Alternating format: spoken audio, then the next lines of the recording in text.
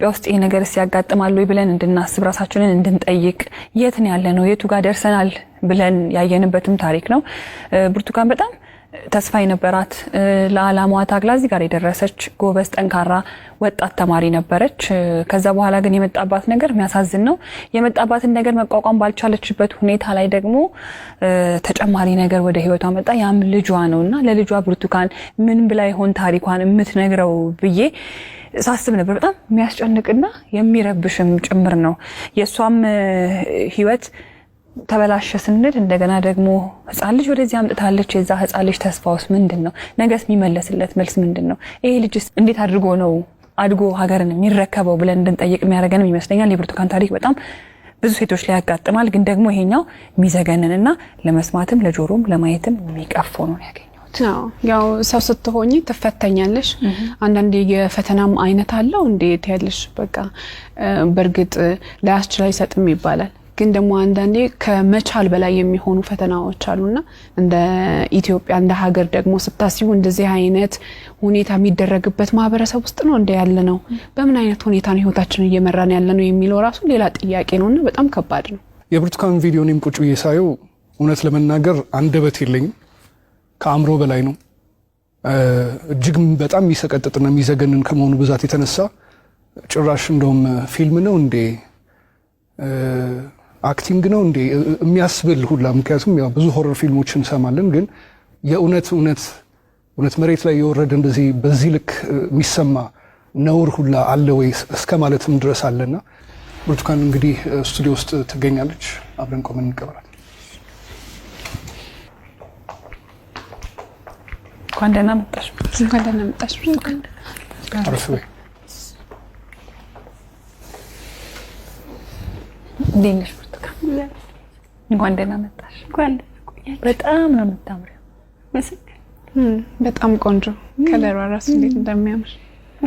ያው ዩኒቨርሲቲ ስንሄድ ሁላችንም የምናስበው ነገር አለ አይደል? ቤተሰብ ጋር ያለው ደስታ አለ፣ ስትሄጂ የምትዘጋጁ ዝግጅት አለ።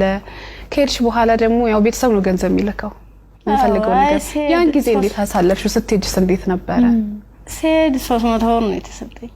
ያ ማለት ያን 300 ብር የሆነ ቦታ ላይ ትላካልኝ ማለት አይደለም፣ አድርሶ የሚመልሰኝ ነው።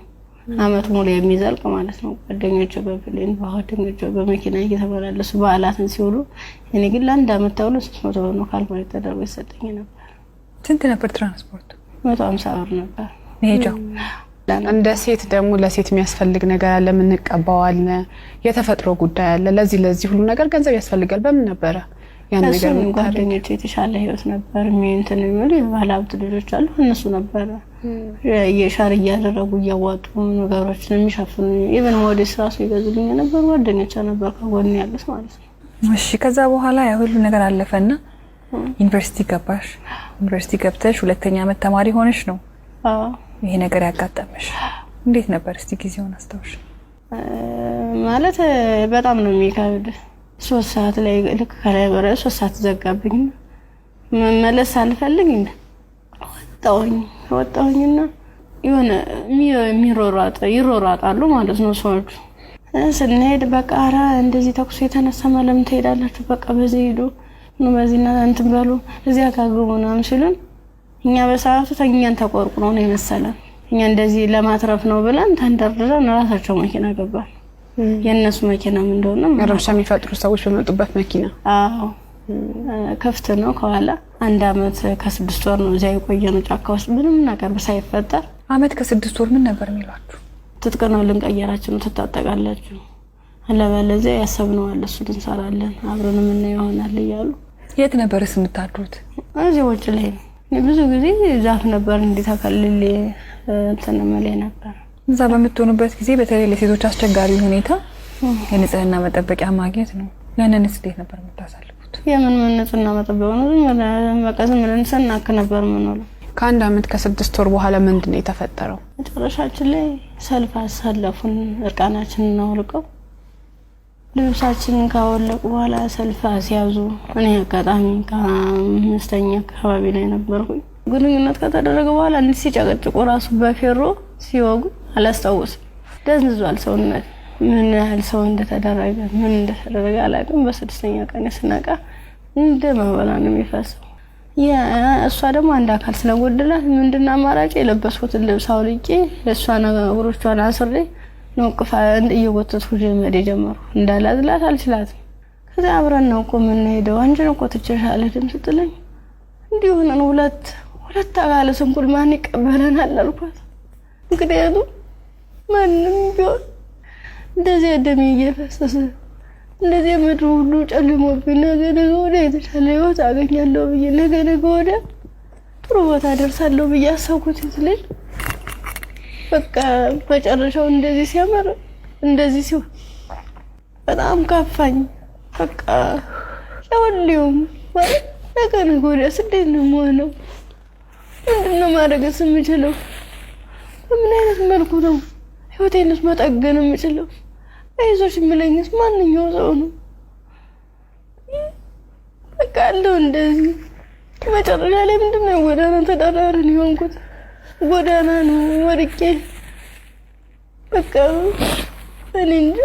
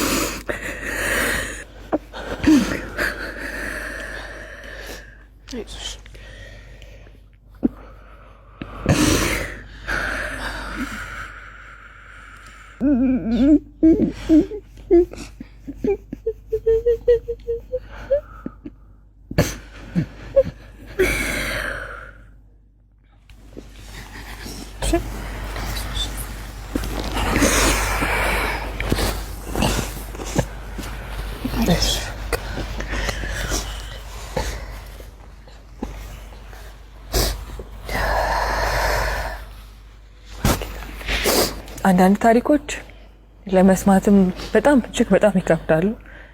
እኛ ጋር ይሆናሉ ይፈጠራሉ ብለንም እንጠብቃቸው አይደሉም። ሴት ሆኖ ለመስማት ይከብዳል፣ ሰውም ሆኖ ለመስማት እንደዚህ አይነት ታሪክ ይከብዳል። ያው ከመሞት መኖር ይሻላል ይባል የለ። እግዚአብሔር አንቺን በዚህ ፈተና ውስጥ አሳልፎ ዛሬ ላይ ሲያደርስሽ ምክንያት የለውም ማለት አንችልም። በፈጣሪ ስራ ማንገባም፣ ግን በጣም ጠንካራ ነሽ። እኔ በዚህ ሁሉ ችግር ውስጥ ያየሁት ያንቺን የመንፈስ ጥንካሬ ነው። አሁን ላይ ልጅ አለሽ። ልጅሽን ስታዩ ምን ይሰማሻል? ከፋኛል በጣም። ምክንያቱም እሱ ባይኖር የኔ ያለ እንትን አይደለም ነበር ማለት ልጅ ስትይዥ ከባድ ነው። ለልጅ ስትይ እያልሽ የሆነ ትታሰሪያለሽ። ልጅ ነው እንጂ ራሴ አትይም። በቃ ምን አለበት ወይ ጤነኛ ልጅ በሰጠኝ ነው። ካልሆነ ደግሞ እኔም በሽተኛ እንዴት ነው የማደርገው? ልጁንስ ለማልቀ ሁለቴ ነው 3 ጊዜ ጥዬው ሁሉ ይጫለው። እዚህ ውጭ ላይ ተመንትሽ እንዲይሰው ያለ ወደኔ ይመጣል። እናፈሩን በበላው በቃ አብረን እንሞታታለን ብዬልሽም መቀፋረቂ እንደገና ራሴን ይቅርታ ጠይቄ እንደትልቅ ሰው ጥያቄና መልስ በራሴ እየተመለሰ እንደዚህ ማከሆነሽ ናን ደየሽ ከፋረቂ ሹይዳለሁ። ያሳደጉሽ ቤተሰቦችሽ በጠፋሽበት ወቅት ከዛ ሁሉ ነገር ሲሆን ይሄን ሁሉ ታሪክ ያውቃሉ፣ ግን አልቀበልም ያለ። አሁን ላይ ጤናሽ እንዴት ነው? ከሕክምና በጣም ያስፈልገኛል። ከሕክምናም በላይ የምክር አገልግሎት ያስፈልገኛል። ነገ ብርቱካን ምን ብታገኝ ትመኛለች? እኔ አሁን የምፈልግ አንድም በጤንነቴን የሚከታተለኝና በቃ ትምህርቴን መማር የምፈልገው ወደፊት የተሻለ ህይወት መኖር እፈልጋለሁ። ልጅን በጎንና አይኑን እያየው እየተጫወትኩ አብሬ እንደ እናት እንዳባት እንደ ወንድም ከጎን ይሆንልኝ። እሱም አድርጎኝ ጠብ እንዳያገኙ ተሻለ ህይወት እንድደርስ ነው የምፈልገው። ዛሬ ወደ አዲስ ምዕራፍ የሚያሸጋግሩሽን ስጦታዎች እኛ እናበረክትልሻለን። እንግዲህ ብርቱካን በጣም ብቻሽን በከባድ ሁኔታ ልጅሽን እያሳደግሽ ነው የምትገኘው። በመሰረታዊነት በመጀመሪያ የሚያስፈልግሽ ደግሞ የቤት ኪራይ ድጋፍ ነው። ኢቢኤስ ቴሌቪዥን ይሄንን ስለሚያምን ደግሞ የ1 ዓመት ያለምንም ሀሳብ ከልጅሽ ጋር ሆነሽ ራስሽን እስክትቋቋሚ ድረስ የ1 ዓመት የቤት ኪራይ ይሸፍንልሻል። ሌላው እንግዲህ እኔም በጣም ተርቤያለሁ። ልጄንም ለማጥባት ደግሞ መብላት አለብኝ። ካልበለው ደግሞ ወተት የለም ጡቴ ብለሻል። እውነት ነው። እናት ስንሆን ደግሞ የበላነው ሁሉ ደግሞ ወደ ልጃችን ነውና መብላት፣ ራስን መጠበቅ ራብ መጥፎ ነው ይባላል። እውነትም መጥፎ ነው በጣም። ስለዚህ የ6 ወር አስቤዛ ደግሞ ኢቢኤስ ይሸፍንልሻል።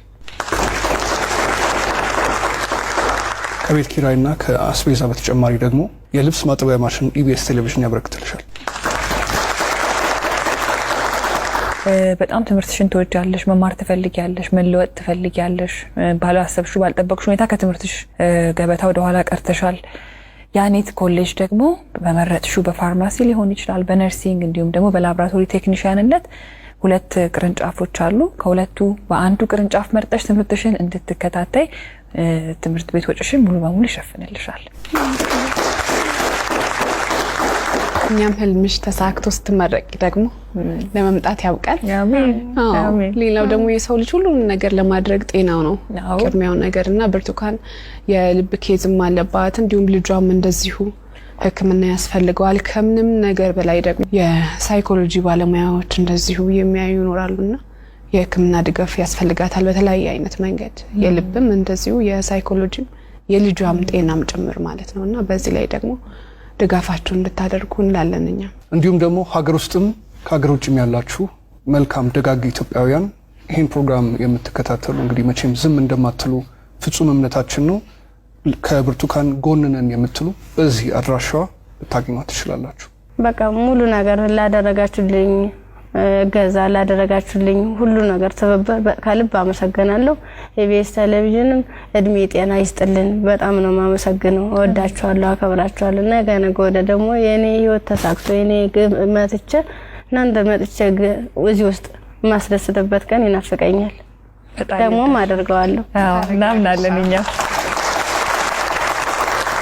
የአዲስ ምዕራፍ ሰዓታችን ይህን ይመስል ነበረ። እሑድም በኢቢኤስ ይቀጥላል። መልካም ጊዜ።